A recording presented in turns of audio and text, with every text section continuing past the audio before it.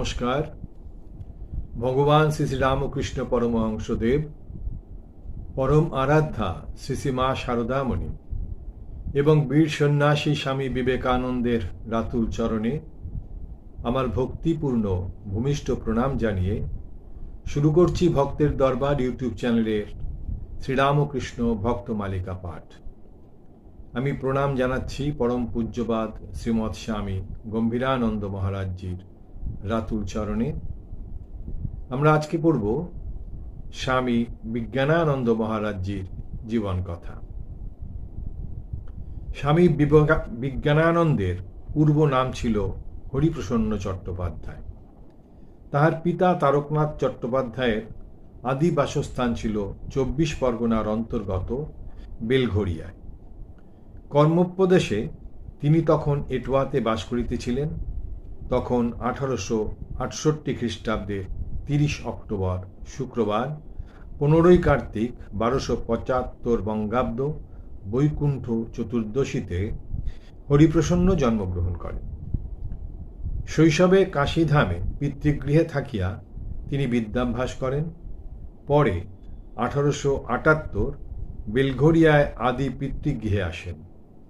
তাহার পিতা ইংরেজ সরকারের কমিশনারিয়াটে কাজ করিতেন। দ্বিতীয় আফগান যুদ্ধের সময় ১৮৮১ খ্রিস্টাব্দে কোয়েটাতে তাহার মৃত্যু হয়।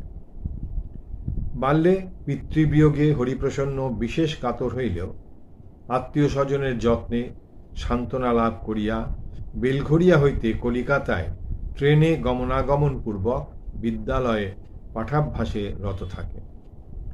তিনি ১৮৮২ খ্রিস্টাব্দে কলিকাতার হেয়ার স্কুল হইতে প্রথম বিভাগে উত্তীর্ণ হন এবং উহার ৩ বৎসর পরে সেন্ট জেভিয়ার্স কলেজ হইতে প্রথম বিভাগে এফএ পাশ করেন। এই কলেজে স্বামী শারদানন্দ, কুমিল্লার বরদাসুন্দর পাল এবং প্রবাসী সম্পাদক রামানন্দ চট্টোপাধ্যায় তাহার সহযোগী ছিলেন। বিয়ে পড়িবার জন্য হরিপ্রসন্নকে পাটনায় যাইতে হইল। তথায় পাঠ শেষ করিয়া ইঞ্জিনিয়ারিং শিক্ষার জন্য তিনি পুনায় গমন করিলেন। পুনায় ব্যয়বাহুল্য ছিল না বলিয়া তখন অনেক বাঙালি ছাত্র তথায় মেসে অবস্থানপূর্বক অধ্যয়ন করিতেন। হরিপ্রসন্ন অপর ৬টি ছাত্রের সহিত সেখানে থাকিয়া জ্যেষ্ঠতাতে প্রেরিত মাসিক ২৫ টাকায় ব্যয় নির্বাহ করিতেন। ছাত্রজীবনে তাহার ধর্মভাব বিশেষ লক্ষিত হইত। তিনি প্রত্যহ গায়ত্রী জপ করিতেন। তাহার অনুপ্রেরণায় ছাত্রগণ স্থির করেন যে তাহারা নিজ প্রয়োজনে যখন যে পুস্তক বা যন্ত্রাদি ক্রয় করিবেন তাহা মেসের অপর সকলেও ব্যবহার করিতে পারিবেন এবং কেহ চলিয়া গেলে পরবর্তী ছাত্রদের জন্য উহা রাখিয়া যাইবেন। বাল্যে তিনি অতি সত্যবাদী ছিলেন। একবার তাহার মাতা নকুলেশ্বরী দেবী তাহাকে মিথ্যাবাদী বলিলে তিনি প্রবল প্রতিবাদ জানাইলেন।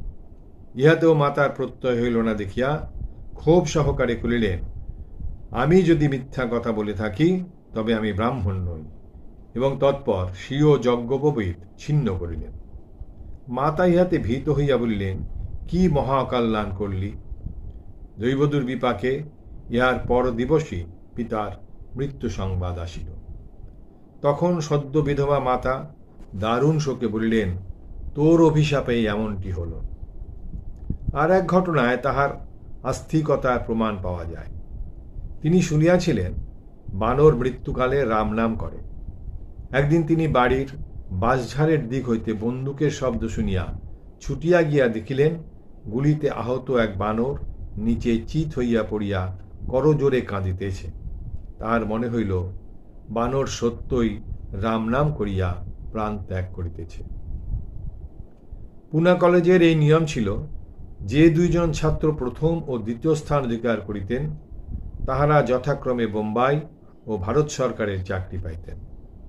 মেধাবী ছাত্র হরিপ্রসন্ন প্রথম না হোক অন্তত দ্বিতীয় স্থান অধিকার করিবেন, এই বিষয়ে কাহারও সন্দেহ ছিল না। কিন্তু সহপাঠী রাধিকা প্রসাদ একান্ত দরিদ্র ও তাহার চাকরির বিশেষ প্রয়োজন আছে দেখিয়া হরিপ্রসন্ন তাহাকে বলিলেন, ভাই, আমি এবৎসর পরীক্ষা না দিয়ে আগামী বৎসর দেব। রাধিকা প্রসাদ দুর্ভাগ্যক্রমে দ্বিতীয় স্থান অধিকার না করিতে পারিলেও হরিপ্রসন্নের সহৃদয়তায় তিনি মুগ্ধ হইয়াছিলেন এবং উহা স্মরণ করিয়া পঞ্চমুখে তাহার প্রশংসা করিতেন। পরবর্তী বৎসরের 1892 পরীক্ষায় হরিপ্রসন্ন দ্বিতীয় স্থান অধিকার করিয়া কলেজ ত্যাগ করেন। তাহার প্রথম না হইবার কারণস্বরূপে জানা যায় যে তাহাদের কলেজের ভূতত্ত্বের অধ্যাপক একজন খ্রিস্টান পাদ্রী হিন্দু ধর্মের নিন্দা করিতে বেশ কটু ছিলেন। একদিন তিনি জন্মান্তরবাদের উপর বিদ্রূপ করিলে হরিপ্রসন্ন সমুচিত ও উত্তর দিলেন। ইহাতে অধ্যাপক নিরস্ত হইলেন, কিন্তু ছাত্রের এই ঔদ্ধত্যের প্রতিশোধ লইলেন প্রশ্নোত্তর পরীক্ষার কালে। ভূতত্ত্বে কম নম্বর পাইয়া হরিপ্রসন্নকে দ্বিতীয় স্থান গ্রহণ করিতে হইল। বাল্যে বেলঘড়িয়ায় পিতৃগৃহে বাসকালেই তিনি শ্রীরামকৃষ্ণের পূর্ণ দর্শন লাভ করিয়াছিলেন। সেদিন বিকালে 4টার সময় তিনি সমবয়স্কদের সহিত এক পরিচিত বালকের সহিত বাটিতে খেলা করিতেছেন।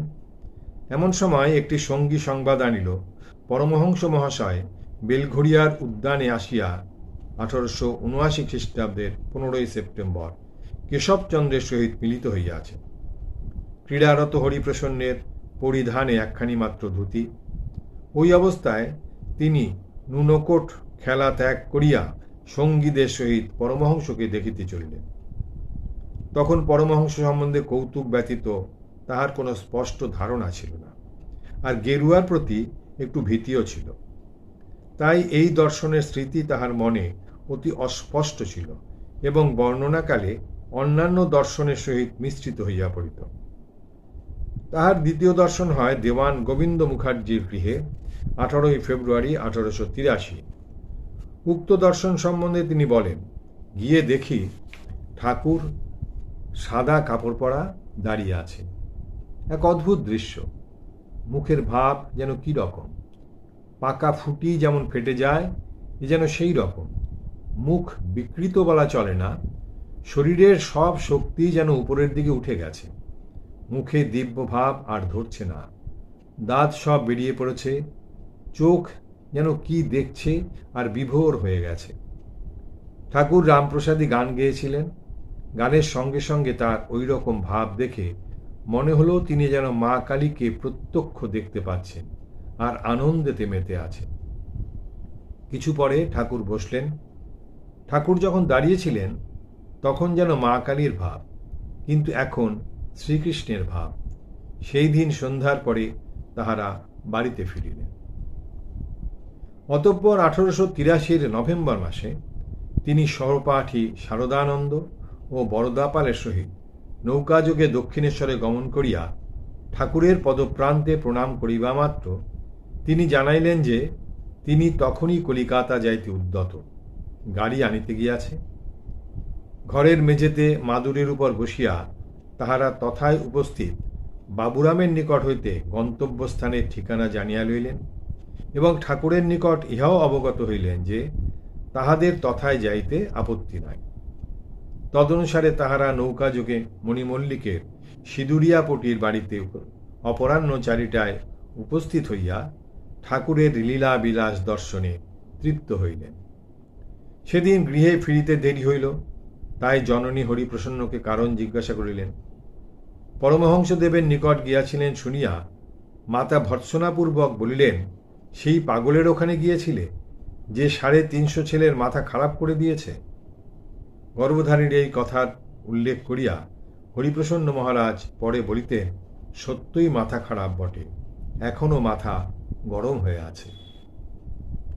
তারপর একদিন দক্ষিণেশ্বরে আগত হরিপ্রসন্ন গৃহকোণে বসিয়া ঠাকুরকে দর্শন ও তাহার বচন সুধা পান করিতে লাগিল। ক্রমে ভক্তগণ উঠিয়া গেলেন। শুধু এক কোণে হরিপ্রসন্ন আর ছোট খাটটিতে উপবিষ্ট ঠাকুর মৃদু হাস্যে হরিপ্রসন্নকে নিরীক্ষণ করিতেছে। হরিপ্রসন্ন বিদায় লইতে উঠিলে ঠাকুর বলিলেন, তুই কুস্তি লড়তে পারিস? আমার সঙ্গে লড়তে পারবি? দেখি লড়তো এক হাত। এই বলিয়া সোজা হইয়া দাঁড়াইলেন। হরিপ্রসন্ন তখন পালোয়ানের মতো চেহারা, সুগঠিত বলিষ্ঠ দেহ। তিনি খুব ব্যায়াম করিতেন। 200 ডন এবং 250 বৈঠক দিতে পারিতেন, আর কুস্তি লড়াইটাকে তাহার ন্যায় যুবকের কর্ম মনে করিতেন। তাই অবাক হইয়া ভাবিতে লাগিলেন, ভালো রে ভালো, এ কেমন সাধু দেখতে এলাম, সাধু কুস্তি লড়তে চায়। প্রকাশ্যে বলিলেন, লড়তে জানি। ততক্ষণে ঠাকুর হাস্য সহকারে পালোয়ানের মতো তাল ঠুকিতে ঠুকিতে ক্রমেই হরিপ্রসন্নের দিকে অগ্রসর হইয়া তাহার 2 হস্ত স্বীয় করদ্বয় গ্রহণপূর্বক ঠেলিতে লাগিলেন। অগত্যা হরিপ্রসন্ন তাহাকে ঠেলিতে ঠেলিতে ক্রমে ঘরের দেয়ালে চাপিয়া ধরিলেন। ঠাকুরের মুখে তখনও মৃদু হাসি, আর হস্তে হরিপ্রসন্নর করদ্বয়। হরিপ্রসন্নের মনে হইল যেন কি একটা অলৌকিক শক্তি ঠাকুরের দেহ হইতে শিরশির করিয়া তাহার দেহে প্রবেশ করিতেছে। তাহার শরীর রোমাঞ্চিত ও অবশ প্রায় হইল। ঠাকুর তখন তাহাকে মুক্তি দিয়া বলিলেন, কেমন, হারিয়েছিস তো? তারপর নিজের খাটটিতে গিয়া বসিলেন। এক অজ্ঞাত শক্তির নিকট পরাজিত হরিপ্রসন্ন তখন অননুভূত আনন্দে বিভোর। স্বল্পক্ষণ পরে ঠাকুর আসিয়া আস্তে আস্তে তাহার পিঠ চাপড়াইয়া বললেন, মাঝে মাঝে এখানে আসিস, একদিন এলে কি হয়, ইত্যাদি। আরও কয়েকবার হরিপ্রসন্ন দক্ষিণেশ্বরে গিয়াছিলেন। 2-1বার সেখানে রাত্রিবাসও করিয়াছিলেন। রাত্রে ঠাকুর অল্পই আহার করিতেন, 2-1খানি প্রসাদী লুচি, একটু পায়েস ও একটি সন্দেশ। কেহ উপস্থিত থাকিলে সেও উহার কিয়দংশ পাইত। প্রথম রাত্রে হরিপ্রসন্ন আহারের এইরূপ ব্যবস্থা দেখিয়া খুবই চিন্তিত হইয়াছিলেন। ভাবিয়াছিলেন সে রাত্রি উপবাসেই কাটবে। কিন্তু ঠাকুর নহবত হইতে রুটি ও তরকারি আনাইয়া তাহাকে দিলেন। অবশ্য হরিপ্রসন্নের মতো কুস্তিগীরের পক্ষে উহাও যথেষ্ট ছিল না। হরিপ্রসন্ন মধ্যে মধ্যে ঠাকুরের নিকট যান। আসিতে দেরি হইলে ঠাকুরেও শরৎ প্রভৃতির দ্বারা তাহাকে ডাকিয়া পাঠান। একদিন সংবাদ পাইয়া তিনি দক্ষিণেশ্বরে উপস্থিত হইলে ঠাকুর বলিলেন, কিরে, কেমন আছিস? আজকাল আসা যাওয়া একেবারে কমিয়ে দিয়েছিস, ডেকে পাঠালেও কেন আসিস না? উত্তরে হরিপ্রসন্ন সরলভাবে জানাইলেন যে ইচ্ছা হয় না বলিয়াই আসেন না। ঠাকুর ইহাতে হাসিলেন মাত্র এবং জিজ্ঞাসা করিলেন, ধ্যান ট্যান করিস তো? হরিপ্রসন্ন জানাইলেন যে ধ্যানের চেষ্টা করেন বটে, ধ্যান হয় না। ঠাকুর তখন তাহাকে নিকটে ডাকিয়া জিহ্বায় কি একটা লিখিয়া দিলেন এবং পঞ্চবটিতে ধ্যান করিতে পাঠাইলেন। ঠাকুরের স্পর্শে সেদিন যেন তিনি বিহ্বল হইয়া গিয়াছিলেন, পা যেন আর চলে না। কোনো প্রকারে তিনি পঞ্চবটিতে গিয়া বসিলেন। তাহার পর আর কোনো বাহ্য জ্ঞান ছিল না। যখন জ্ঞান হইল, দেখেন ঠাকুর পার্শ্বে বসিয়া গায়ে হাত বুলাইতেছেন ও মুচকি মুচকি হাসিতেছেন। তারপর ঠাকুর তাহাকে নিজের ঘরে লইয়া আসিলেন এবং সাধন সম্বন্ধে বহু উপদেশ দিলেন। সেদিন সেখানে আর কেহ ছিল না, শুধু ঠাকুর ও হরিপ্রসন্ন। ঠাকুর সেদিন তাহাকে আশ্বাস দিয়াছিলেন যে অতঃপর প্রত্যহ ধ্যান হইবে। অধিকন্তু স্ত্রীলোকের সম্বন্ধে বিশেষ সাবধান করিয়া বলিয়াছিলেন, দেখ, তোরা হলি মায়ের লোক, তার অনেক কাজ তোদের করতে হবে। কাকে ঠোকরানো ফল মায়ের পূজায় লাগে না রে, তাই বলছি খুব সাবধানে থাকবি। সোনার মেয়ে মানুষ ভক্তিতে গড়াগড়ি গেলেও সেদিকে ফিরেও তাকাবি না। 1884 খ্রিস্টাব্দের 13ই আগস্ট জন্মাষ্টমীর দিনে হরিপ্রসন্ন দক্ষিণেশ্বরে উপস্থিত ছিলেন। সেদিন গিরিশবাবু সদল বলে আসিয়া সন্ধ্যার পর স্বরচিত কেশব করুণা দিনে ইত্যাদি সঙ্গীতটি গাহিয়াছিলেন। সঙ্গীত শুনিয়া ঠাকুরের ভাব হয় এবং 2 নয়নে প্রেমাশ্রু বহিতে থাকে। তিনি ভাবাবস্থায় গিরিশবাবুকে আলিঙ্গন করেন ও তাহার ক্রোড়ে উপবেশন করেন। গিরিশবাবু চলিয়া গেলে অনেক রাত্রি হইয়াছে দেখিয়া ঠাকুর হরিপ্রসন্নকে বললেন, রাত অনেক হয়েছে, আর যে কাজ নেই, আজ এখানেই থেকে যা। হরিপ্রসন্ন সে রাত্রি কালীবাড়িতেই থাকিয়া গেলেন। মাঝরাত্রে জাগিয়া দেখেন ঠাকুরের ঘুম নাই, মা মা করিতেছেন আর মশারির চারিপার্শ্বে ঘুরিতেছেন। হরিপ্রসন্ন ভাবিতে লাগিলেন, ইনি কি পাগল হলেন নাকি? ঘুম নাই, বিশ্রাম নাই, কেবল মা মা করছেন। লোকে যে বলে পাগলা মামুন, এ তো দেখছি সত্যই। পরদিন বাড়ি যাইতেই তাহার এক দিদি জিজ্ঞাসা করিলেন, কাল রাত্রে কোথায় ছিলি? কালীবাড়িতে ছিলেন শুনিয়া বললেন, ওই পাগলা বামুনটার কাছে বুঝি? ওরে, তার কাছে যাসনি, সে লোকটা পাগল। আমি প্রায়ই ওই ঘাটে গঙ্গা স্নান করতে যাই, আর সব দেখেছি, সব জানি। হরিপ্রসন্ন সব শুনিয়া হাসিলেন।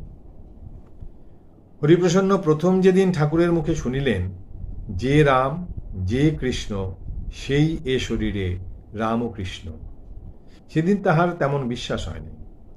মানে বরং এইরূপ চিন্তা উদিত হইয়াছিল যে তা একটু আবল তাবল বললেই বা, লোকটি তো ভালো, সরল। পরে একদিন স্বকক্ষে দণ্ডায়মান ঠাকুর গম্ভীরভাবে রাসলীলা ও গোপীদের শ্রীকৃষ্ণ প্রেমের ব্যাখ্যাচ্ছলে যখন বললেন, যে বৃন্দাবনে রাসলীলা করেছিল সেই এই শরীরটাতে আছে, সেদিন ঠাকুরের মুখ, চক্ষুর ভাব ও কথার ভঙ্গিতে এমন একটা সংক্রামক দৃঢ় প্রত্যয়ের ছাপ ছিল যে হরিপ্রসন্ন উহা স্বচক্ষে দর্শন করিয়া আর অবিশ্বাস করিতে পারিলেন না। আর একদিন শ্রীরামকৃষ্ণের পদসেবা করিতে আদিষ্ট হইয়া হরিপ্রসন্ন এরূপ সবলে টিপিতে লাগিলেন যে ব্যথিত সুরে ঠাকুর বলিয়া উঠিলেন, ওরে আস্তে আস্তে। সম্ভবত ওই দিনেই কোন্নগর হইতে আগত এক ভদ্রলোক প্রসঙ্গান্তে চলিয়া গেলে ঠাকুর বললেন, আমি সকলের অন্তর কাঁচের আলমারির মধ্যে জিনিসপত্র রাখলে যেমন দেখা যায় ঠিক তেমনি দেখতে পাই। কথা শুনিয়া ভীত মনে হরিপ্রসন্ন ভাবিলেন, তাহলে তো আমার ভেতরও কি সব আছে দেখতে পাচ্ছেন। এরূপ চিন্তা বড়ই অস্বস্তিকর। তবে হরিপ্রসন্নের এইটুকু ভরসা ছিল যে ঠাকুর প্রত্যেকের ভালোটাই বলিতেন, মন্দটা বলিয়া তাহাকে অপ্রস্তুত করিতেন না। যুবক হরিপ্রসন্নের মনে প্রশ্নের অবধি ছিল না। একদিন জিজ্ঞাসা করিলেন, ঈশ্বর সাকার না নিরাকার? শ্রীগুরু উত্তর দিলেন, ঈশ্বর সাকারও, নিরাকারও, আবার সাকার নিরাকারের পারও। যা কিছু দেখছি সবই ঈশ্বর। সেই অপূর্ব বাণী শুধু শব্দরাশিরূপেই শিষ্যের কর্ণে প্রবেশ না করিয়া একটা অজ্ঞাত শক্তি মিশ্রিত হইয়া তাহার মনোরাজ্যে প্রবেশপূর্বক সেখানে আবাস স্থাপন করিল। এই জ্ঞানকে তিনি পরে অতি উচ্চ জ্ঞানের সহিত তুলনা করিতেন এবং ঘটনাটি এইরূপ আবেগ ভরে বর্ণনা করিতেন যে সতই মনে হইত যেন উহা শুধু পুনরুল্লেখ মাত্র নহে, পরন্তু অনুভূত সত্যের কিঞ্চিৎ বহিঃপ্রকাশ। মনে রাখিতে হইবে যে হরিপ্রসন্ন কান্ট, হেগেল প্রভৃতি পাশ্চাত্য দার্শনিকের মতবাদ অবগত ছিলেন এবং স্বয়ং তর্ক করিতে ভালোবাসিতেন। একদিন ঠাকুরকে বলিয়াও ফেলিয়াছিলেন, মহাশয়, আপনি কি জানেন? আপনি কি এসব বই পড়েছেন? ঠাকুর উত্তর দিয়েছিলেন, তুই কি বলছিস? বইটাই সব ফেলে দে, ওতে জ্ঞান নেই, ওগুলো সব অবিদ্যা। হরিপ্রসন্ন শ্রীরামকৃষ্ণকে শেষ দর্শন করেন এক রাত্রে। তখন ঠাকুরের গলরোগের প্রারম্ভাবস্থা। অতঃপর তিনি বাঁকিপুরে পড়িতে চলিয়া যান এবং সেখানেই ঠাকুরের লীলাবসানের সংবাদ প্রাপ্ত হন। খবর বাঁকিপুরে পৌঁছিবার পূর্বদিন তিনি প্রত্যক্ষ করিলেন ঠাকুর সশরীরে সন্মুখে দণ্ডায়মান। অবশ্য তখন তিনি এই দর্শনের তাৎপর্য হৃদয়ঙ্গম করিতে পারেন নাই। পরদিবস সংবাদপত্রে সবিশেষ জানিতে পারিলেন। প্রসঙ্গক্রমে বলা যাইতে পারে যে স্বামীজির দেহত্যাগকালেও তাহার অনুরূপ দর্শন হইয়াছিল।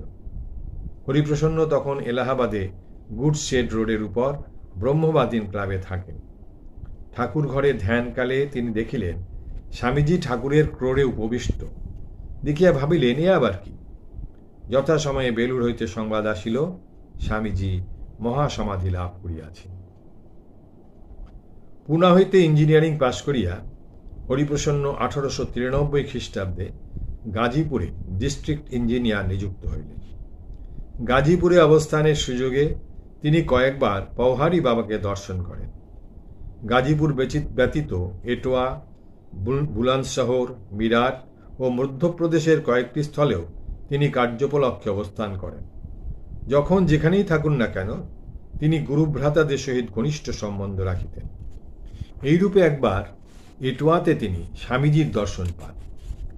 1897 খ্রিস্টাব্দে ছুটির শেষে বাকিপুর হইতে কর্মস্থলে ফিরিবার পথে বক্সার স্টেশনে তিনি অকস্মাৎ শিবানন্দজির সাক্ষাৎ লাভ করেন এবং পরে কাশীধামে বংশী দত্তের বাটিতে পুনরায় তাহাকে দেখিতে যান। গাজীপুরে একবার অভেদানন্দজি তাহার অতিথি হইয়াছিলেন। এটোয়াতে একসময় সুবোধানন্দজি তাহার সহিত সাক্ষাৎ করিয়া মঠের আর্থিক অবস্থা বুঝাইয়া দিলে তিনি তদবধি মঠের সাহায্যকল্পে প্রতি মাসে নিয়মিতভাবে ৬০ টাকা করিয়া পাঠাইতে থাকেন। ১৮৯৫ খ্রিস্টাব্দে বিরজানন্দজি ব্রঙ্কাইটিস ও হৃদরোগে আক্রান্ত হইয়া বৃন্দাবন হইতে এটোয়া শহরে তাহার গৃহে উপস্থিত হন। পরে প্রেমানন্দজিও সেখানে যান। হরিপ্রসন্ন স্বভাবতই অর্থব্যয়ে মুক্তহস্ত ছিলেন। তাহার ঐকান্তিক যত্নে বিরজানন্দ ১ মাসের মধ্যেই পূর্ণ স্বাস্থ্য লাভ করিলেন। ইহার স্বল্পকাল পরেই হরিপ্রসন্ন কর্মত্যাগ করিয়া আলমবাজার মঠে গুরুভ্রাতাদের সহিত মিলিত হইলেন। মাতার ভরণ পোষণের স্থায়ী ব্যবস্থা ও কনিষ্ঠ ভ্রাতার পাঠের ব্যয় নির্বাহের জন্য তাহাকে এতদিন চাকরি করিতে হইয়াছিল। এই সময়ে এই দুই প্রয়োজনের অনুরূপ অর্থ সঞ্চিত হওয়ায় তিনি সাংসারিক কর্তব্যভার হইতে মুক্ত হইলেন। আলমবাজার মঠে তিনি অতি নম্র ও দীন ব্রহ্মচারী বেশে থাকিতেন। হঠাৎ দেখিলে কেহই মনে করিতে পারিত না যে ইনি একদা উচ্চ রাজকর্মচারীর পদে অধিষ্ঠিত ছিলেন। মঠের আবশ্যকীয় কর্মসমাপনান্তে তিনি নিজের ঘরে নিবিষ্ট মানে ধ্যানে মগ্ন থাকিতেন। ১৮৯৭ অব্দে স্বদেশ প্রত্যাগত আচার্য স্বামী বিবেকানন্দ যখন উত্তর পশ্চিমাঞ্চলে ভ্রমণ করিতেছিলেন, তখন হরিপ্রসন্ন মহারাজ তাহার আহ্বানে তাহার সহিত মিলিত হইয়া দেরাদুন, রাজপুতানা প্রভৃতি স্থানে গমন করেন। অতঃপর মঠে প্রত্যাবর্তনের কিয়ৎকাল পরে স্বামীজির নির্দেশানুসারে তিনি শ্রী শ্রী ঠাকুরের সম্মুখে যথাবিধি সন্ন্যাস গ্রহণ পূর্বক বিজ্ঞানানন্দ নামে পরিচিত হন। আলমবাজার হইতে মঠ বেলুড়ে নীলাম্বরবাবুর বাগানে স্থানান্তরিত হইলে স্বামী বিজ্ঞানানন্দ তথায় আগমন পূর্বক স্বামীজির আদেশে মঠের জন্য কৃত ভূমিতে গৃহ নির্মাণ কার্যের ভার গ্রহণ করেন। এই জন্য তাহাকে জমির মাপ, বাড়ির নকশা, আনুমানিক ব্যয়ের পরিমাণ নির্ধারণ ইত্যাদি সমস্ত কার্যই স্বহস্তে করিতে হইত। অতএব গল্প গুজবের বড় একটা সময় পাইতেন না, আর তিনি উহা ভালোবাসিতেন না। নীলাম্বরবাবুর বাটিতে অবস্থানকালে তাহার জননী তাহাকে দেখিতে আসিলে শিশুপ্রায় সরল বিজ্ঞান মহারাজ বড়ই বিব্রত হইয়া ভাবিতে লাগিলেন, এই অভিনব পরিবেশের মধ্যে মা না জানি কি একটা কাণ্ড করিয়া ফেলিবেন। কাজেই আত্মগোপনই কর্তব্য বলিয়া স্থির করিলেন। এই আত্মরক্ষার প্রচেষ্টার সহিত মাতার প্রতি শৈশবোচিত ভয় ও শ্রদ্ধা মিশ্রিত হইয়া স্বামী বিজ্ঞানানন্দের চরিত্রকে সেদিন গুরুভ্রাতাদের নিকট বড়ই চিত্তাকর্ষক করিয়া তুলিয়াছিল। অবশেষে সকলের একান্ত আগ্রহে তিনি এক নিভৃত স্থানে জননীকে প্রণতি জানাইলেন। স্বামীজিকে তিনি যেমন ভালোবাসিতেন তেমনি ভয়ও করিতেন। স্বামীজিকে বিরক্ত দেখিলে তিনি নিকটে না যাইয়া দূরে দূরে থাকিতেন। আহ্বান করিলে বলিতেন, এখন মশাই কাজে খুব ব্যস্ত আছি, পরে আসব। বেলুড়ের নবনির্মিত মঠের দ্বিতলে স্বামীজির পাশের ঘরেই তাহার শয়নস্থান ছিল। রাত্রে পদশব্দে পাছে স্বামীজির অসুবিধা হয় এই ভয়ে তিনি পা টিপিয়া চলিতেন। তাহারই ঘরের সম্মুখে গঙ্গার দিকের বারান্দায় স্বামীজি ভ্রমণ করিতেন। এক রাত্রে তিনি এইভাবে পদচারণ করিতে করিতে দীর্ঘকাল গুনগুন করিয়া গাহিয়াছিলেন, মা তংহি তারা, তুমি ত্রিগুণাধারা পরাৎপরা ইত্যাদি।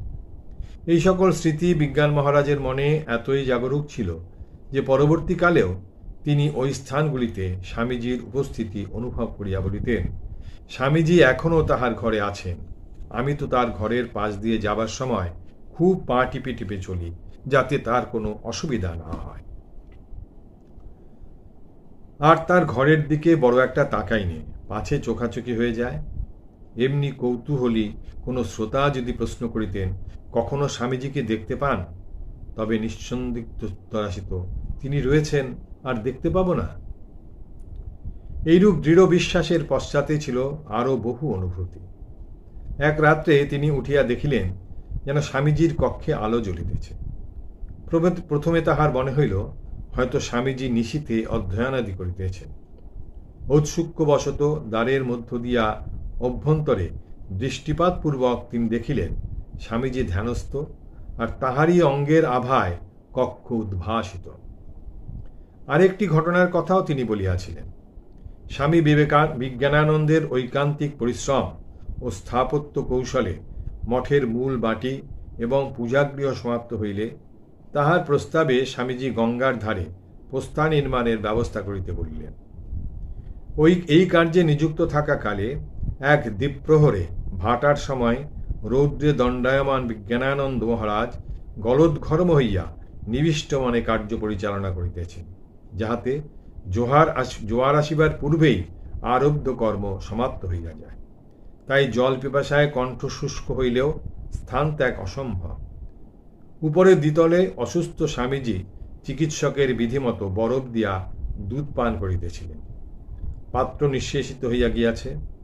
এমন সময় পোস্তার দিকে দৃষ্টি পড়ায় সেবকের হস্তে শূন্য পাত্রটি দিয়া বলিলেন, পেশনকে গিয়ে দে। গ্লাসটি পাইয়া হরিপ্রসন্ন মহারাজ দুঃখিত মনে ভাবিলেন, এই অবস্থায়ও স্বামীজি ব্যঙ্গ করিতেছেন। তথাপি আদেশ পালন ও প্রসাদ ধারণ করা উচিত, এই বিবেচনায় অবশিষ্ট 2-4 ফোঁটা যাহা ছিল তাহাই পান করিলেন। আশ্চর্যের বিষয়, মুখে যেন কে সুধা ঢালিয়া দিল। পিপাসা তখনই দূর হইয়া গেল এবং শরীর স্নিগ্ধ হইল। বিজ্ঞান মহারাজ শ্রী শ্রী মায়ের মহিমা প্রথমে অত অনুভব করিতে পারেন নাই। স্বামীজির নিকটে উহা শিক্ষা করেন। ঘটনাটি তিনি নিজেই বর্ণনা করিয়াছেন। আমি শ্রী শ্রী মায়ের কাছে বেশি যেতাম না, তা স্বামীজি কি করে জানতে পারেন? একদিন তিনি আমাকে জিজ্ঞাসা করলেন, মাকে প্রণাম করতে গিয়েছিলে? আমি বললাম, না মশাই। স্বামীজি বললেন, এক্ষুনি যাও, প্রণাম করে এসো। আমি তো মাকে প্রণাম করতে চললাম। মনে মনে ভাবছি কোনো প্রকারে একটা ঢিপ করে প্রণাম করে চলে আসব। মাকে প্রণাম করে উঠতেই স্বামীজি পেছন থেকে বললেন, সে কি পেছন? সাষ্টাঙ্গ হয়ে প্রণাম করো, মা যে সাক্ষাৎ জগদম্বা। আমি আবার সাষ্টাঙ্গ হয়ে প্রণাম করে চলে আসি। আমি কিন্তু ভাবতেই পারিনি যে স্বামীজি আবার পেছনে পেছনে আসবেন। স্বামীজিকে এতটা সমীহ করিয়া চলিলেও উভয়ের মধ্যে সহজ সরল রসিকতার অভাব ছিল না। একদিন স্বামীজি বলিলেন, পেশন, দেশকালের উপযোগী করে নূতন স্মৃতি লিখতে হবে, বুঝলে? পুরনো স্মৃতি আর চলবে না। হরিপ্রসন্ন মহারাজ অমনি উত্তর দিলেন, মশাই, আপনার স্মৃতি চলবে কেন? দেশ নেবে কেন? স্বামীজি যেন অভিমান ভরে ছোট ছেলেটির মতো মহারাজকে ডাকিয়া বললেন, রাখাল, শোনো শোনো, পেশন বলে আমার কথা নাকি দেশ নেবে না। মহারাজ উপযুক্ত মধ্যস্থতার মতো বলিলেন, পেশন কি জানে, ও ছেলে মানুষ, তোমার কথা দেশ একদিন নিশ্চয়ই নেবে। স্বামীজির তখন কত আনন্দ, বলিলেন, শুনলে পেশন, দেশ আমার কথা নেবেই। মঠের কার্য সমাপনান্তে স্বামীজির আদেশে তিনি 1900 খ্রিস্টাব্দের শরৎকালে তীর্থরাজ প্রয়াগে যাইয়া বাস করিতে লাগিলেন। তিনি প্রথমে মুঠিগঞ্জে তাহার বন্ধু ডাক্তার মহেন্দ্রনাথ ওদেদার মহাশয়ের অতিথি হন। কিয়ৎকাল তথায় অতিবাহিত হইলে শরৎচন্দ্র মিত্র প্রমুখ কয়েকজন যুবকের অনুরোধে গুডশেড রোডের উপর তাহাদের প্রতিষ্ঠিত ব্রহ্মবাদীন ক্লাবে চলিয়া যান। ব্রহ্মবাদীন ক্লাবে তাহার যে 10 বৎসর অতিবাহিত হইয়াছিল, উহা তপস্যা ও সাধনায় পরিপূর্ণ। রন্ধন ও পাত্রাদি পরিষ্কার প্রভৃতি দৈনন্দিন গৃহকর্ম তাহাকেই করিতে হইত। বাটিতে জলের কল না থাকায় প্রতিবেশীর গৃহ হইতে জল আনিতে হইত। ব্রাহ্ম মুহূর্তের পূর্বেই শয্যা ত্যাগান্তে তিনি কয়েক ঘণ্টা ধ্যানে কাটাইয়া পূর্বাহ্নের অবশিষ্টাংশ পূজা ও অধ্যয়নাদিতে ব্যয় করিতেন। অধ্যয়নে তিনি এতই তন্ময় হইতেন যে সময়ের জ্ঞান থাকিত না, বা কাহারও আগমনে তাহার ব্যাঘাত হইত না। ইহারই এক সময়ে তিনি পণ্ডিত ভগবত দত্তের নিকট বেদাধ্যয়ন করেন। গ্রন্থাদির জন্য শ্রীশচন্দ্র বসুর পুস্তকাগার তাহার জন্য সর্বদা উন্মুক্ত থাকিত। অপরাহ্ন প্রধানত ধ্যানেই কাটাইয়া তিনি সন্ধ্যায় ক্লাবের কার্যে মন দিতেন এবং ওই সময়ে আগন্তুক বালকদিগকে গীতা পড়াইতেন। ক্লাব তখন তাহারই যত্ন ও ভিক্ষালব্ধ অর্থে পরিচালিত হইত। উপদেশ চাহিলে স্বল্পভাষী বিজ্ঞান মহারাজ দু চার কথায় উত্তর দিতেন কিংবা নীরব থাকিতেন। পীড়াপিড়ি করিলে বলিতেন, ছেলেবেলায় বর্ণ পরিচয়ে যা যা পড়েছ তাই জীবনে সাধন করো, অর্থাৎ সদা সত্য কথা কহিবে, পরের দ্রব্য না বলিয়া লইলে চুরি করা হয়। এই দুইটি নীতি যদি সাধন করতে পারো আর সবই তাহলে সহজ হয়ে যাবে। আপনাতে ডুবিয়া যাওয়াই ছিল তাহার সাধনার উদ্দেশ্য। তিনি প্রতি কার্যে ছিলেন নীরব, নিয়মানুবর্তী ও একনিষ্ঠ। বৃথা গল্পগুজবে তিনি সময় নষ্ট করিতেন না, কিংবা বিনা প্রয়োজনে বন্ধু বান্ধবের বা ভক্তদের গৃহে যাইতেন না।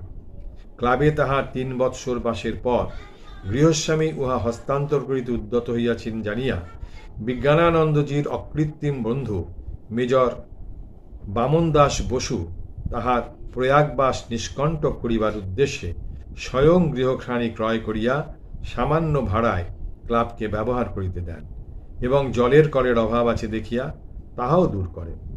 পরে ইহা স্মরণ করিয়া স্বামী বিজ্ঞানানন্দ বলিতেন, শ্রীশবাবু ও তাহার ভ্রাতা বামনদাস বাবু এলাহাবাদে না থাকলে আমার এখানে থাকা অসম্ভব হতো।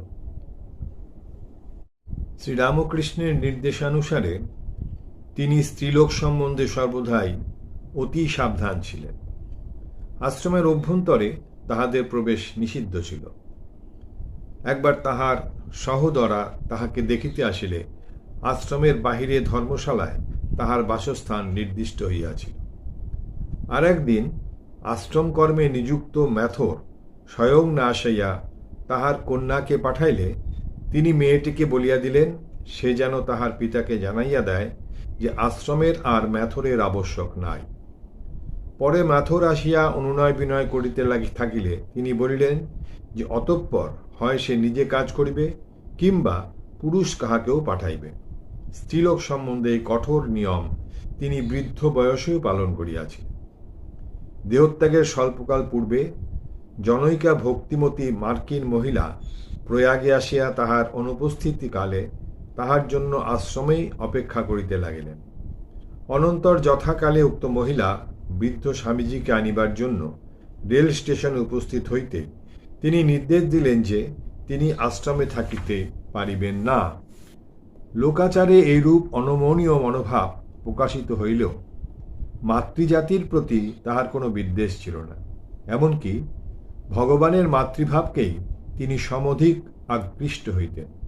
আশ্রমে তিনি বহুবার কালী, দুর্গা, জগদ্ধাত্রী প্রভৃতি দেবীর পূজা করাইয়াছিলেন। স্বামীজির প্রতি তাহার যে প্রীতি ছিল তাহা তদীয় ভক্তদের প্রতিও প্রসারিত হইত। সন্ন্যাসী হইবার পূর্ব হইতেই 1908 ভক্তরাজ মহারাজকে স্বামী সদাশিবানন্দ রাত্রিতে আশ্রমে থাকিতে দিয়া বিজ্ঞান মহারাজ বলিয়াছিলেন, স্বামীজির কোনো চেলা যদি আরামে থাকিতে পারে তা দেখা আমার একান্ত কর্তব্য। স্বামী সদাশিবানন্দ পরে অসুস্থ হইলে স্বামী বিজ্ঞানানন্দ পদব্রজে প্রায় 2 মাইল দূরে কর্নেলগঞ্জে তাহাকে দেখিতে যাইতেন।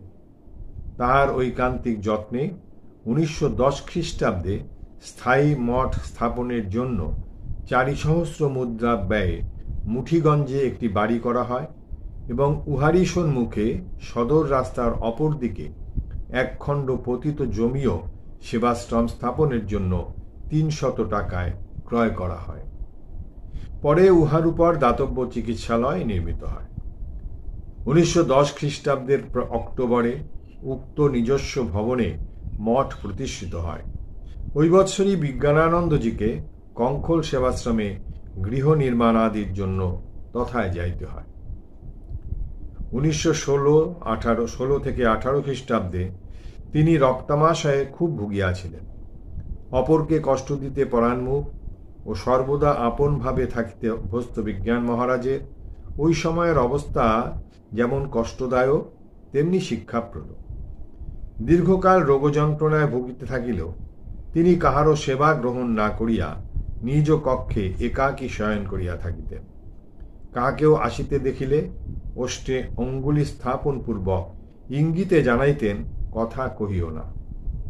আবার অল্প পরেই হস্ত সঞ্চালনপূর্বক আদেশ দিতেন, চলিয়া যাও। আহার প্রায় ছাড়িয়া দিয়াছিলেন। ঘরে এক পূজা জল থাকিত, পিপাসা পাইলে নিজেই জল গড়াইয়া পান করিতেন। প্রথমে অ্যালোপ্যাথিক মতে চিকিৎসা হইয়াছিল, কিন্তু উহাতে আরোগ্য না হওয়ায় হোমিওপ্যাথি আরম্ভ হয় এবং উহাতেই রোগের উপশম হয়। তদবধি হোমিওপ্যাথির উপর তাহার বিশ্বাস জন্মে। তবে অসুখ হইলেও তিনি সহজে ডাক্তারের সাহায্য লইতেন না, এই ভাব তাহার চিরকালই ছিল। শেষ বয়সে তাহার পা ফুলিয়াছে দেখিয়া বেলুর মঠে জনৈক সাধু তাহাকে বলিয়াছিলেন, একজন ডাক্তার দেখালে ভালো হয়। তাহাতে তিনি উত্তর দিয়েছিলেন, আমার ডাক্তারের উপরে মোটেও বিশ্বাস নাই। সাধুটি জানাইলেন যে একজন খুব বড় ডাক্তার মঠে যাতায়াত করেন, তাহাকেই ডাকা হইবে। বিজ্ঞানানন্দজি জিজ্ঞাসা করিলেন, তার চেয়ে বড় ডাক্তার আছে? উত্তর হইল, নীলরতনবাবু তার চেয়ে বড়। আবার প্রশ্ন হইল, তার চেয়ে বড়?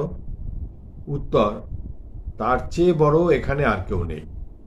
বিজ্ঞানানন্দ মহারাজ তখন বললেন, একজন আছেন, তিনিই হচ্ছেন ঠাকুর, তার চেয়ে বড় আর কেউ নেই। বস্তুত ঠাকুরের উপরেই তিনি সর্বতোভাবে নির্ভর করিয়া থাকিতেন এবং কথাবার্তায় উহাই প্রকাশ করিতেন। তিনি পূর্বে আশ্রম হইতে বড় একটা বাহিরে যাইতেন না, কিন্তু আরোগ্য লাভান্তে তাহার ভ্রমণের মাত্রা এতই বাড়িয়াছিল যে সুস্থ হইবার কয়েক মাস পরে তিনি যখন বায়ু পরিবর্তনের জন্য কাশীধামে যান, তখন একদিন বেড়াইতে বেড়াইতে সারনাথে উপস্থিত হন। সারনাথের মিউজিয়ামে গাইড, প্রদর্শক বিভিন্ন বস্তু প্রদর্শন ব্যাপদেশে তাহাকে একটি বিশেষ বুদ্ধমূর্তির সম্মুখে লইয়া আসিলে তিনি সেখানে এক দিব্য দর্শন লাভ করেন। সেই মূর্তিতে বুদ্ধের জন্ম হইতে মহাপরিনির্বাণ পর্যন্ত জীবন বৃত্তান্ত বর্ণিত ছিল। বৃত্তান্তটি স্তরে স্তরে অনুধাবন করিতে করিতে তাহার নিকট হইতে সমস্ত ব্রহ্মাণ্ড অন্তর্হিত হইয়া গেল এবং তিনি নিজে যেন একটি ক্ষুদ্র বিন্দুর ন্যায় এক নিরাকার জ্যোতি সমুদ্রের কূলে দাঁড়াইয়া ওই জ্যোতি নিরীক্ষণ করিতে লাগিলেন। ক্রমে তাহার সত্তা যেন সেই সমুদ্রে বিলীন হইল, রহিল শুধু শান্তি, জ্ঞান ও আনন্দ। এই ভাব কতক্ষণ ছিল তাহা তিনি জানেন না। গাইড তাহাকে অগ্রসর হইতে বলিলে তিনি যন্ত্রবৎ চলিলেন বটে, কিন্তু তখন তিনি এক নেশায় বিভোর। এই ভাবের নেশা তার 3 দিন ছিল। তিনি বলিয়াছিলেন যে অন্যত্র তীর্থাদিতে বহু অনুভব হইয়া থাকিলেও এই রকমটি পূর্বে কখনো হয় নাই। আর একবার তিনি স্থির করিয়াছিলেন যে সারনাথ দেখিয়া পরে বিশ্বনাথ দর্শনে যাইবেন, কিন্তু সারনাথ হইতে ফিরিবার পথে মনে হইল, কি হইবে যাইয়া, বিশ্বনাথ তো এক পাথরের ঢেলা ছাড়া আর কিছুই নয়। যাহা হোক, পূর্ব অভিপ্রায়ানুসারে শেষ পর্যন্ত বিশ্বনাথ মন্দিরে যাওয়া হইলে তিনি দেখিলেন সেখানে বিশ্বনাথ লিঙ্গ নাই, জীব জগৎ কিছুই নাই, এক নিরাকার সত্তা মাত্র বিদ্যমান। কাশীতে আর এক সময়ে তিনি বিশ্বনাথের দর্শন পান। সেবার সেবাশ্রমের বাটি নির্মাণের জন্য তিনি এলাহাবাদ হইতে কাশীতে যান এবং স্টেশন হইতে এক্কা করিয়া সেবাশ্রমের দিকে অগ্রসর হন। পথে এক মোড়ে গাড়ি উল্টাইয়া তিনি পড়িয়া যান। তাহার এক পা চাকার মধ্যে ঢুকিয়া যায় এবং উহার উপর একটি ভারী বাক্স পড়ে। আঘাত খুবই লাগিয়াছিল। তিনি কোনো প্রকারে সেবাশ্রমে ফিরিয়া আসিয়া ডাক্তার দেখাইলেন। আঘাতের ফলে তাহার জ্বর হইল এবং বিছানায় পড়িয়া ছটফট করিতে করিতে তিনি ভাবিতে লাগিলেন, হা বিশ্বনাথ, ঠাকুরের কাজের জন্য তোমার রাজত্বে এলাম, নিঃস্বার্থ কাজ, তা এরকম হলো, কাজের ক্ষতি হচ্ছে। পরে দ্বিপ্রহর রাত্রে স্বপ্নে দেখেন জটাজুটো মণ্ডিত শিব মৃদু মন্দ হাস্য সহকারে তাহার দিকে অগ্রসর হইতেছে। তিনি ভাবিলেন শিব তাহাকে লইয়া যাইতে আসিয়াছেন। তাই বলিলেন, কি শিব ঠাকুর, আমাকে কি নিতে এসেছেন? এখন আমি যাব না, ঠাকুরের কাজ আছে, তাই আগে করতে হবে। কিন্তু সে কথা কে শুনে? শিব হাসিতে হাসিতে অগ্রসর হইয়া তাহাকে গাঢ় আলিঙ্গন করিলেন। সে হিমস্পর্শে তার সমস্ত যন্ত্রণা দূর হইয়া গেল। শিবকে তিনি বলিলেন, এখন তবে এসো, ঠাকুরের কাজ করতে হবে। পরদিন উঠিয়া দেখেন জ্বরও নাই, পায়ের ব্যথাও নাই, সব সারিয়া গিয়াছে। এই সঙ্গে এলাহাবাদের একটি দর্শনের উল্লেখ করিয়া আমরা প্রসঙ্গান্তরে যাইব। তখন শীতকাল। প্রত্যহ শেষ রাত্রে উঠিয়া তিনি গঙ্গা স্নান করিতেন। সেই দিনও ত্রিবেণী সঙ্গমে স্নানান্তে গঙ্গার স্তব করিয়া আশ্রমে ফিরিতেছেন। এমন সময় দেখিলেন এক দিব্যশ্রীমণ্ডিতা বালিকা 3টি বেণী দুলাইয়া তাহার সম্মুখে চলিতেছেন। প্রথমে তিনি উহা স্বাভাবিকভাবে গ্রহণ করিয়াছিলেন, কিন্তু অকস্মাৎ সেই মূর্তি অন্তর্হিত হওয়ায় তিনি বুঝিলেন ইনিই ত্রিবেণীময়ী। অনুগ্রহপূর্বক তাহাকে দর্শন দিয়া গেলেন। 1918 অব্দে তাহার মাতা প্রয়াগে পূর্ণ কুম্ভ স্নান করিতে আসেন। সেইবার পুত্রের সেবায় প্রীত হইয়া তিনি তাহাকে প্রাণ ভরিয়া আশীর্বাদ করেন। মায়ের আশীর্বাদ কত দুর্মূল্য তাহা বিজ্ঞানানন্দজি জানিতেন। তিনি বলিয়াছিলেন, গর্ভধারিণী খুশি থাকিলে ঠাকুরও শীঘ্র কৃপা করেন। কুম্ভ হইতে ফিরিবার অল্পকাল পরেই 1919 খ্রিস্টাব্দে তাহার জননী দেহত্যাগ করেন। বেলুড়ে স্বামী বিজ্ঞানানন্দ কেবল বিশেষ কার্যোপলক্ষেই আসিতেন এবং ওইভাবেই কাশী ও কঙ্খলে যাইতেন। এতদ্ব্যতীত তাহার সন্ন্যাস জীবনের অধিকাংশ সময় প্রয়াগে অতিবাহিত হইয়াছিল। সে জীবনে বৈচিত্র্য না থাকিলেও গভীরতা ছিল। ধ্যান, জপ, তপস্যা ও বিদ্যানুশীলনে উহার প্রতি মুহূর্ত পরিপূর্ণ ছিল। প্রয়াগের গরমে দ্বীপ্রহরে ব্রহ্মবাদীন ক্লাবের দোতলার এক কক্ষে বসিয়া তিনি বাংলাতে জল সরবরাহের কারখানা ও সূর্য সিদ্ধান্ত লিখিয়াছিলেন। ওই সময় সুরেশচন্দ্র দত্ত মহাশয় শ্রী রামকৃষ্ণের জীবনী ও উপদেশ এর হিন্দি অনুবাদ এবং উহার কয়েক বৎসর পূর্বে দেবী ভাগবত ও বৃহৎজাতক ইংরেজিতে অনুবাদ করিয়া ছাপাইয়াছিলেন। শরীরত্যাগের 10-12 দিন পূর্ব পর্যন্ত তিনি রামায়ণের ইংরেজি অনুবাদে ব্যাপৃত ছিলেন এবং উহার কিয়দংশ প্রকাশিতও হইয়াছিল। কার্যটি অসমাপ্ত রাখিয়াই তিনি চলিয়া গিয়াছেন। এই অনুবাদ সম্বন্ধে তিনি বলিয়াছিলেন, যখন আমি রামায়ণ লিখিতে বসি তখন জগৎ ভুল হয়ে যায়, আর সামনেই রাম, লক্ষ্মণ, সীতা ও মহাবীরকে প্রত্যক্ষ দেখতে পাই। 1919 খ্রিস্টাব্দে ব্রহ্মানন্দ মহারাজের আহ্বানে তিনি স্বামীজির মন্দির নির্মাণার্থে বেলুড়ে আগমন করেন।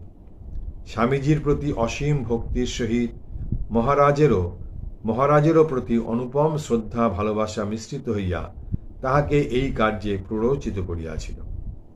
তিনি একদিন বলিয়াছিলেন যে মহারাজের সহিত তাহার ভাবগত সাদৃশ্যও ছিল। তাহাদের উভয়েরই বহু দর্শনাদি হইত। কথাটা বলিয়া ফেলিয়াই আধুনিক অবিশ্বাসীদের প্রতি কটাক্ষ করিয়াই যেন রহস্যপ্রিয় বিজ্ঞান মহারাজ মুচকি হাসিয়া বহিয়াছিলেন, তবে কি জানো, দুজনেরই রাত্রিতে ঘুম কম হতো কিনা, তাই ওরকম দেখতাম। তোমরা ইয়ং বেঙ্গল, তরুণ বাঙালি, ওসব বিশ্বাস করো না। জীবনের অন্তিম ভাগে তাহাকে দাক্ষিণাত্য, সৌরাষ্ট্র, পেশোয়ার, সিংহল, ব্রহ্মদেশ প্রভৃতি অঞ্চলেও যাইতে হইয়াছিল। এতদ্ব্যতীত পূর্ববঙ্গেও তাহার পদার্পণ হইয়াছিল। 1931 খ্রিস্টাব্দের শেষ ভাগে তিনি দক্ষিণ ভ্রমণে গমনপূর্বক ক্রমে কাঞ্চি ও মাদুরা দর্শনান্তে ত্রিবান্দ্রম হইয়া কন্যাকুমারীতে উপস্থিত হন। সেখানে স্বামীজির এক গভীর অনুভূতির সহিত চিরবিজড়িত ভারতের শেষ প্রস্তরখানিকে তিনি প্রায় অর্ধ ঘণ্টা যাবৎ নির্নিমেষ নয়নে নিরীক্ষণান্তে মন্দিরে দেবীকে দর্শনপূর্বক পুনর্বার ত্রিবান্দ্রম হইয়া রামেশ্বর দর্শনে গমন করিলেন। রামেশ্বর হইতে প্রত্যাবর্তনান্তে তিনি এই যাত্রায় বাঙ্গালোর, মহীশূর ও উৎকামণ্ডেও গিয়াছিলেন।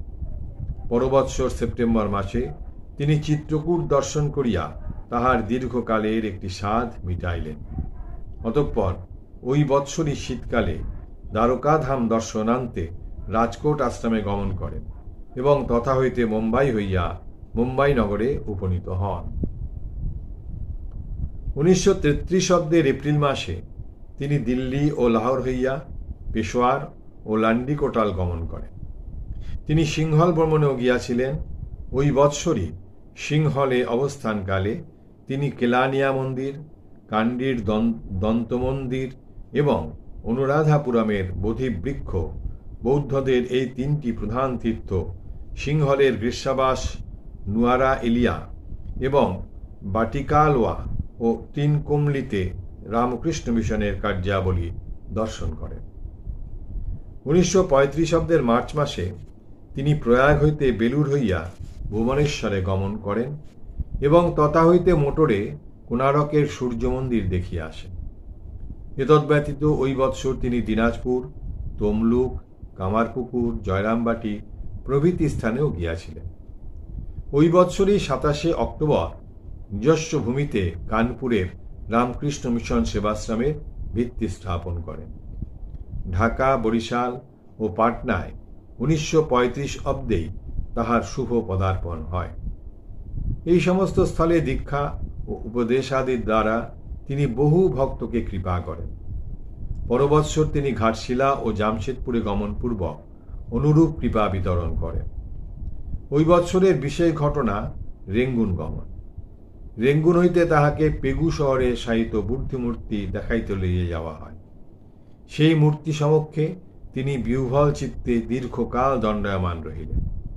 এদিকে সকলেই ফিরিতে উদ্গ্রীব, কিন্তু ধ্যানমগ্ন মহাপুরুষ তখন কালাতীত। অতঃপর তিনি অকস্মাৎ বলিয়া উঠিলেন, চলো চলো, তাড়াতাড়ি যাই। মোটরে উঠিয়া তিনি আপন মনে নীরবে বসিয়া রহিলেন। অপর এক বুদ্ধমূর্তি দেখিতে লইয়া গেলেও গাড়ি হইতে নামিলেন না। রেঙ্গুনের পথে অনেক পীড়াপিড়িতে বলিলেন, বুদ্ধদেব কৃপা করে আজ আমায় দর্শন দিয়েছেন। দেখলুম শায়িত বুদ্ধমূর্তিটি যেন জীবন্ত, তার সৌন্দর্যের কি অপূর্ব বিভা।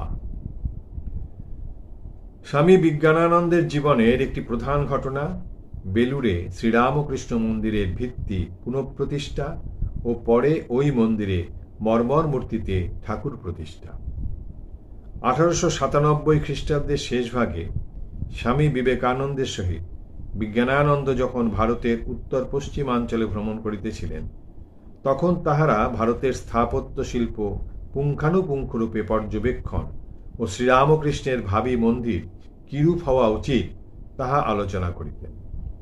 যথাকালে বেলুড়ে ফিরিবার পর স্বামীজি নীলাম্বর মুখার্জির বাগানে গঙ্গা তীরে ভ্রমণকালে একদিন স্বামী বিজ্ঞানানন্দকে ডাকিয়া মন্দিরটি কোথায়, কিভাবে হইবে, সেই সব কথা সবিস্তারে বলিতে লাগিলেন। মন্দিরের বর্ণনা শেষ করিয়া স্বামীজি তাহাকে একটি নকশা প্রস্তুত করিতে নির্দেশ দিলেন এবং কহিলেন, এই দেহটা ততদিন থাকবে না, তবে আমি উপর থেকে দেখব। 1929 খ্রিস্টাব্দে শিবানন্দজি মন্দিরের ভিত্তি প্রতিষ্ঠা করেন, কিন্তু পরে মন্দিরের স্থান কিঞ্চিত পরিবর্তিত হওয়ায় বিজ্ঞানানন্দজি 1935 অব্দের গুরু পূর্ণিমাতে নিরূপিত স্থানে পুনঃ তাম্রফলক স্থাপন করেন। পরবৎসর 10 মার্চ হইতে মন্দিরের নির্মাণ কার্য আরম্ভ হয়। মন্দিরটি যাহাতে সুচারুরূপে অথচ শীঘ্র সমাপ্ত হয়, এই বিষয়ে বিজ্ঞানানন্দজি বিশেষ আগ্রহ দেখাইতেন এবং বেলুড়ে বাসকালে কার্য কিরূপ অগ্রসর হইতেছে স্বয়ং দেখিতে যাইতেন। 1937 অব্দের জগদ্ধাত্রী পূজার দিন মন্দির প্রতিষ্ঠার কথা হইয়াছিল এবং তিনি ওই জন্য বেলুড়ে আসিয়াছিলেন, কিন্তু গর্ভমন্দিরের কার্য সমাপ্ত না হওয়ায় তিনি বলিয়াছিলেন, তোমরা বাপু বড় দেরি করো, যত শীঘ্র পারো প্রতিষ্ঠার কার্য শেষ করে ফেলো, আর বেশি দেরি করো না। তিনি আরও বলিয়াছিলেন, স্বামীজি মন্দিরের প্ল্যান করেন, কিন্তু মন্দির হয়নি। রাজা মহারাজ চেষ্টা করেন, তিনি করতে পারলেন না। মহাপুরুষ ভিত্তি স্থাপন করেন, তিনি করতে পারলেন না। সবাই একে একে চলে গেলেন। তাই বলছি, যত শীঘ্র পারো তোমরা কাজ শেষ করে নাও, দেরি করো না। এই কথার তাৎপর্য সকলেই বুঝিতে পারিলেন। সুতরাং নাটমন্দিরের সমাপ্তি পর্যন্ত অপেক্ষা না করিয়া গর্ভমন্দিরে শ্রীরামকৃষ্ণের নববিগ্রহ স্থাপন পূর্বক 1938 খ্রিস্টাব্দের 14 জানুয়ারি পৌষ সংক্রান্তির দিনে মন্দির প্রতিষ্ঠা কার্য সমাপনের সংকল্প গৃহীত হইল। প্রতিষ্ঠার 2 দিন পূর্বেই তিনি এলাহাবাদ হইতে আসিলেন। অতঃপর শুভ দিন ব্রাহ্ম মুহূর্তে আত্মারামের কৌটা পুরাতন ঠাকুরঘর হইতে নিচে নামাইয়া আনা হইল এবং উহা লইয়া অতি বৃদ্ধ বিজ্ঞান মহারাজ মোটর গাড়িতে উঠিলেন। গাড়ি লাল শালুর উপর দিয়া ধীরে ধীরে নূতন মন্দিরের সিঁড়ির নিচে উপস্থিত হইলে তিনি নামিলেন এবং আত্মারামের কৌটা লইয়া মন্দিরে প্রবেশপূর্বক বেদিতে স্থাপন করিলেন। পরে পূজা, ভোগ নিবেদন ও আরতি সমাপ্ত হইলে তিনি নিজ কক্ষে ফিরিলেন। কক্ষে ফিরিয়া তিনি বলিলেন, স্বামীজিকে বললাম, স্বামীজি, আপনি উপর হতে দেখবেন বলেছিলেন, আজ দেখুন আপনারই প্রতিষ্ঠিত ঠাকুর নূতন মন্দিরে বসেছেন। তখন আমি স্পষ্ট দেখতে পেলাম স্বামীজি, রাখাল মহারাজ, মহাপুরুষ মহারাজ, শরৎ মহারাজ, হরি মহারাজ, গঙ্গাধর মহারাজ প্রভৃতি সকলেই দাঁড়িয়ে আছেন। কিয়ৎক্ষণ পরে তিনি ইহাও বলিয়াছিলেন, এবার আমার কাজ শেষ হল।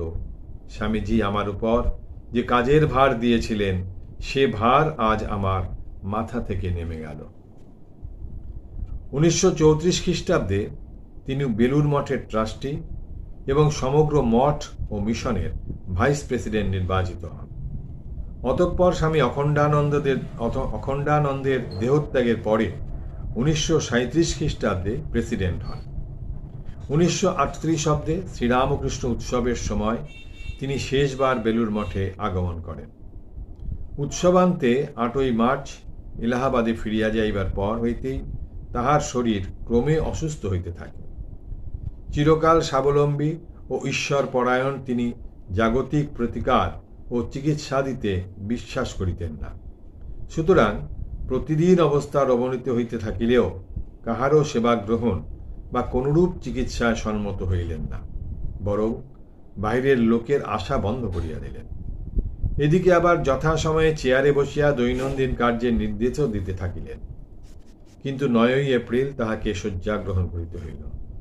তখন সেবকদের একান্ত অনুরোধে তিনি সামান্য হোমিওপ্যাথি চিকিৎসার সম্মতি জানাইলে ডাক্তার আসিয়া বললেন, বেরি বেরি হইয়াছে। ওই সময় রাত্রে প্রায় তিনি মা মা শব্দ উচ্চারণ করিতেন। আহারাদি সমস্তই বন্ধ হইয়া গিয়াছিল। মধ্যে মধ্যে জল পান করিতেন মাত্র।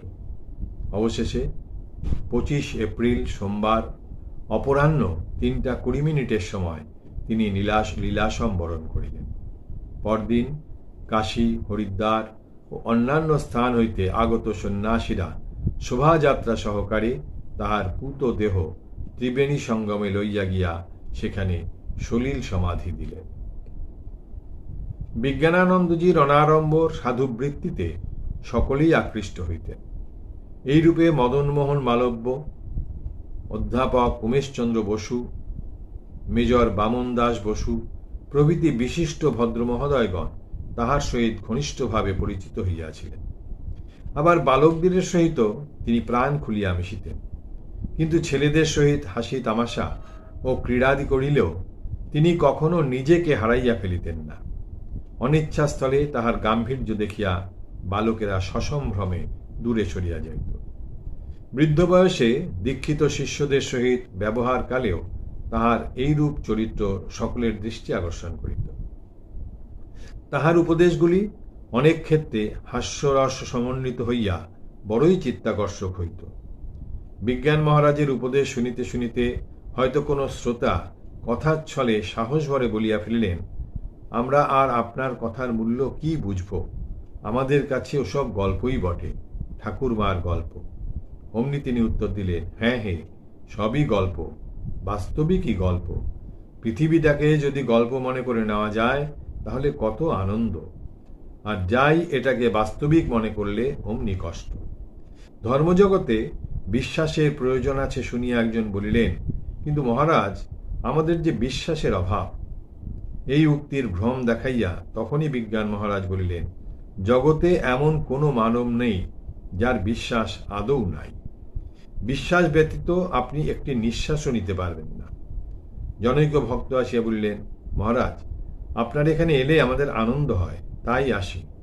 অমনি তিনি উত্তর দিলেন, আমারও তো আপনাদের দেখলে আনন্দ হয়, তিনি তো আপনাদের ভেতর আছেন। এক শিষ্যকে জিজ্ঞাসা করলেন, ভূত দেখেছ? শিষ্য না বলাতে তিনি বললেন, তোমার শরীরেই পঞ্চভূত আছে, ভয় নেই, রাম নাম করবে, ভূত পালাবে। যেখানে রাম নাম হয় সেখানে আর ভূত থাকতে পারে না।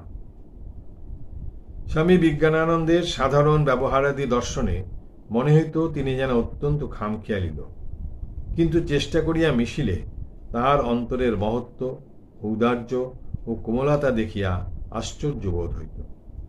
স্বেচ্ছায় অবলম্বিত তাহার অদ্ভুত বেশভূষাদি সম্বন্ধে তিনি নিজেও সচেতন ছিলেন।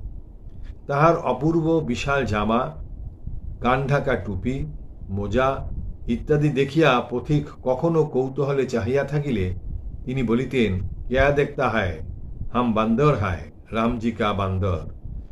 কথাগুলি কত সরল অথচ আধ্যাত্মিক রসে ভরপুর। সীতারামের প্রতি তাহার একটা প্রাণের টান ছিল। একবার এক ব্রহ্মচারীকে জিজ্ঞাসা করিলেন, রামায়ণ পড়েছ? সীতার দুঃখের কথা কিছু জানো?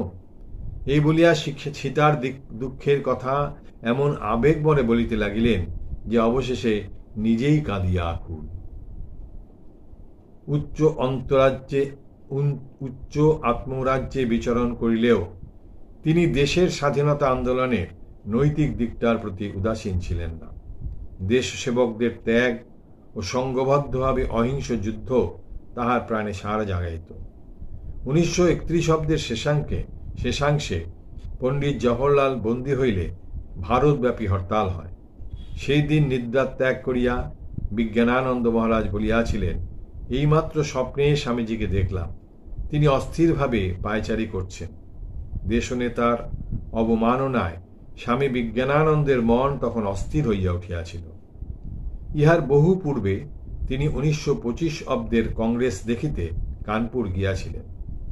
ওই সম্বন্ধে তিনি বলিয়াছিলেন, যেখানে সৎ কাজের জন্য এত লোক সমাগম হয়, জানবে সেখানে নিশ্চয়ই ঈশ্বরের পূজা হয়। সঙ্গবদ্ধ হয়ে কাজ করাও ঈশ্বরের পূজা। হাজার হোক, দেশের মঙ্গল বিষয়ে চিন্তা তো হচ্ছে। একতাতেই ভগবানের শক্তির বিকাশ হয়। আমাদের দেশ আবার উঠবে মনে হয়। সদা সৎচিন্তায় মগ্ন বিজ্ঞানানন্দজি অপরের গুণরাশি দেখিতেন। এমনকি নিজের যশ কীর্তনকেও অপরের সদ্গুণেরই পরিচায়ক মনে করিতেন। রেঙ্গুনে জাহাজঘাটে বহু গণ্যমান্য ব্যক্তি তাহার অভ্যর্থনার জন্য উপস্থিত হইলেন এবং তাহার থাকারও সুব্যবস্থা হইয়াছিল। ইহার কারণ নির্দেশ করিতে গিয়া একজন যখন বলিলেন, আপনি মিশনের ভাইস প্রেসিডেন্ট আর রেঙ্গুনে মিশনের বড় কেন্দ্র, তখন বিজ্ঞানানন্দ বললেন, না হে না, আমি তো ভারী একটা লোক, এখানকার লোকেরাই ভালো। আরে ভায়া, আমরা সাধু সন্ন্যাসী, আমাদের যে এরা যত্ন করে, এরা ভালো লোক বলেই তো করে। ব্রহ্মানন্দজি একবার বলিয়াছিলেন, হরিপ্রসন্ন হচ্ছে গুপ্ত ব্রহ্মজ্ঞানী। গুপ্ত ব্রহ্মজ্ঞানী বিজ্ঞানানন্দ বৃদ্ধ বয়স পর্যন্ত স্বীয় জ্ঞানকে আবৃত করিয়া রাখিয়াছিলেন। শিবানন্দজি সন্ন্যাস রোগে আক্রান্ত হইবার কয়েক মাস পরে তিনি হঠাৎ একদিন এলাহাবাদ হইতে মঠে আসিলেন। 3 দিন মঠে বাসের পর তিনি মহাপুরুষজির নিকট বিদায় লইতে যাইলে মহাপুরুষজি স্বীয় সক্রিয় বাম হস্তগানী তাহার মস্তকে রাখিয়া আশীর্বাদ করিলেন। ইহাতে তাহার যে অনুভূতি হইল তাহা তিনি নিজেই ব্যক্ত করিয়াছেন। সেদিন থেকে মনের ভাব একেবারে বদলে গেল। তার ভাবটা যেন আমার ভেতর ঢুকিয়ে দিলেন। এখন মনে হচ্ছে যে পর্যন্ত আমার গায়ে 1 ফোঁটা রক্ত থাকবে, সে পর্যন্ত যে আসবে তাকেই ঠাকুরের নাম দিয়ে যাব। তাই তিনি মুক্ত হস্তে বহু ধর্মপিপাসুকে কৃপা করিয়াছিলেন। তাহার শেষ জীবনের অবলম্বন ছিলেন শ্রী শ্রী ঠাকুর ও মা। তিনি বলিতেন, সব রকমই করা গেল, এখন ঠাকুর আর মাই সম্বল, তাদের উপর নির্ভর করে পড়ে আছি। স্বামী বিজ্ঞানানন্দজির জীবন কথা এখানেই শেষ হচ্ছে। জননীং শারদাং দেবীং রামকৃষ্ণং জগদ্গুরুং পাদপদ্মে তয় শ্রিত্বা প্রণমামি মুহুর্মুহুঃ।